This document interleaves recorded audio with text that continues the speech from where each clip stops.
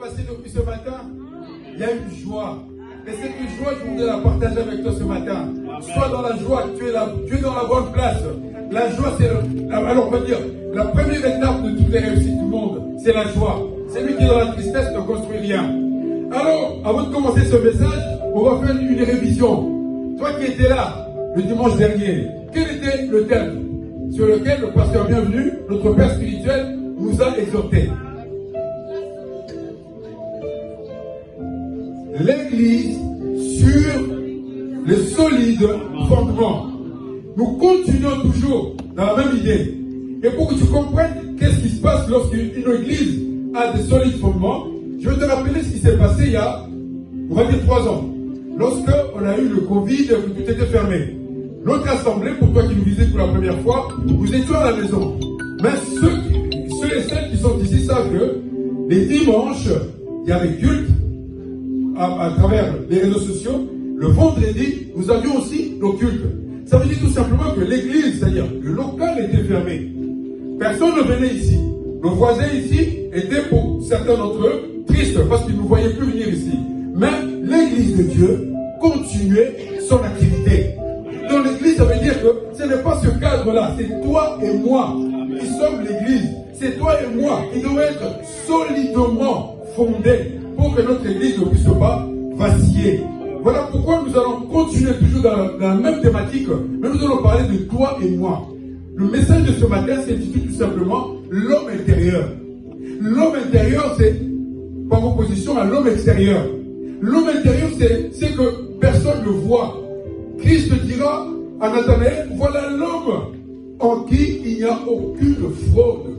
C'est-à-dire que Christ n'a pas vu comment il était habillé, comment il était beau. Non, ce qui était en lui. Plus loin, on va voir, lorsqu'on va tout simplement bénir lorsque Samuel va bénir David pour qu'il devienne celui qui deviendra par la suite le roi, qu'est-ce qu'il va dire? Eliab, pour Eliab, ne regarde pas ce qu'il est pas. Eliab était beau, grand, tout ce que tu veux, mais Dieu regarde à ce qui est en toi. Et qu'est-ce qui est en moi? L'homme intérieur qui est en toi, l'homme intérieur qui est en moi. L'homme intérieur, nous le négligeons souvent. Nous passons beaucoup de temps. Moi le premier à me faire beau pour me tenir devant ce trône de grâce. Toi aussi ma soeur. Mais est-ce que j'ai veillé ce matin à mon homme intérieur? Est-ce que mon homme intérieur a glorifié Dieu ce matin? Notre soeur qui a témoigné, elle a parlé d'un chant qui est monté en elle. C'est pas un chant qui est venu de l'extérieur, mais en elle. Ça veut dire que c'est en toi que toutes ces choses doivent se retrouver. L'adoration, la louange, tout c'est en toi. L'église, sur le fondement solide, continuons aujourd'hui pour voir l'homme intérieur qui fait que l'église existe. Alors, nous allons prendre notre premier texte, mon frère, ma soeur, et nous allons demander à notre frère, qui est juste devant moi, le frère Valorin, de nous le lire. Nous allons prendre Ephésiens 2, et Ephésiens 2, c'est un texte sur lequel nous passons. Moi, j'ai remarqué que je passais très très vite, je ne lisais vraiment pas bien ce texte-là. C'est Ephésiens, au chapitre 2, le verset 19 à 22. Ephésiens, chapitre 2, verset 19 à 22. Chacun de nous va se tenir debout avec sa Bible en papier, s'il te plaît.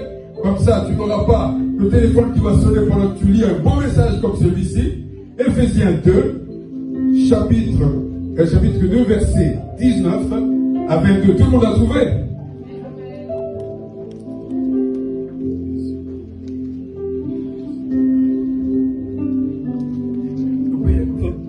J'ai lu la parole de Dieu dans le livre d'Éphésiens, chapitre 2, du verset 19 à 22.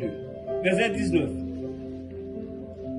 Ainsi donc, vous n'êtes plus des étrangers, ni des gens du dehors, mais vous êtes concitoyens des saints, des gens de la maison de Dieu.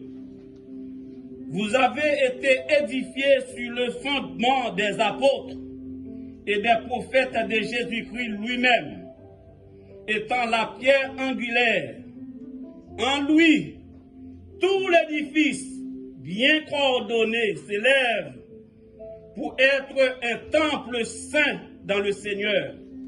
En lui, verset 22 pour finir, en lui, vous êtes aussi édifiés pour une habitation de Dieu en esprit, parole du Seigneur. Amen, on applaudit pour la parole de Dieu.